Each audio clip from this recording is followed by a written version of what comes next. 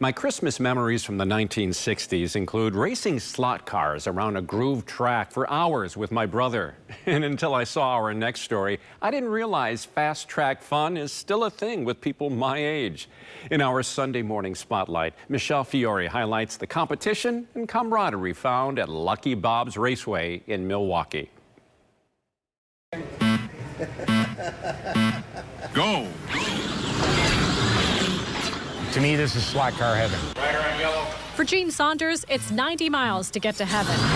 He makes the trip to Milwaukee each week from Rockford, Illinois. I've been hooked. I got hooked in 1968. Like a lot of slot car racers, all of this takes them back to childhood. For Christmas, the parents bought an Aurora set, and you set it up on the floor and played around with it.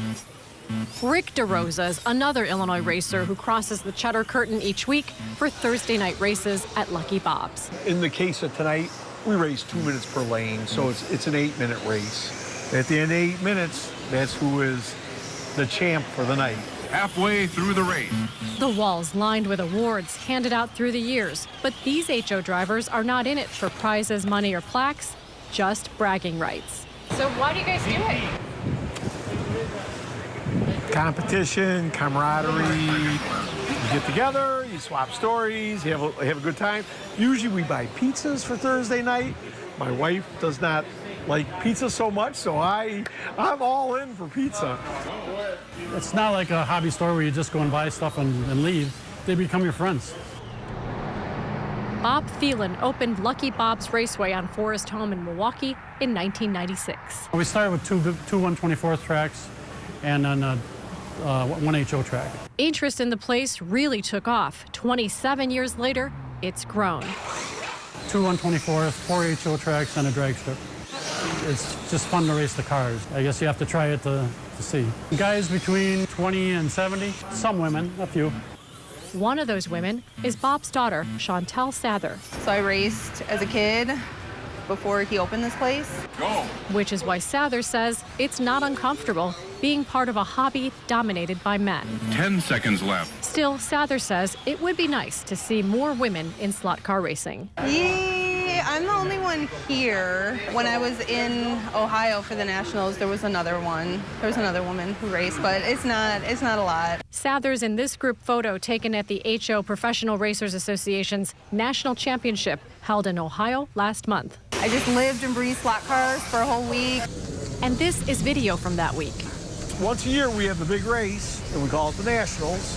And that's where people from New York, Florida, Arizona, I mean, there was somebody from California that flew in. So you kind of just get to, put all of like your everyday stuff aside and just kind of be a kid, have fun for a few hours. Sather showed the guys in this group that competitive slot car racers don't all respond to the title Mr. This Miss placed 4th overall. I raced throughout the day and kept moving up, and I would move up to the next race and then the next one and then the next one, and then I made the main, so that was very exciting. And I found out afterwards that I was the first female to make a main event at a national event like that, so that was pretty exciting. Gene Saunders was there too. Going to nationals and watching some of the other guys that I've never seen race before race, it was an adrenaline rush. Saunders can't wait to go back, and it'll be a lot less driving for him. Next year's Nationals will be held in Milwaukee. We take the big track down and set up tables for pit space. Lucky Bob's also hosted the Nationals in 2019. So we get underway in Heat 2 of the Lucky Bob's Challenge. Like I said, some people do dart leagues, some people do pool leagues, bowling leagues. Well, this is the slot car league. It's drag racers too at Lucky Bob's, and they also introduced us to their world.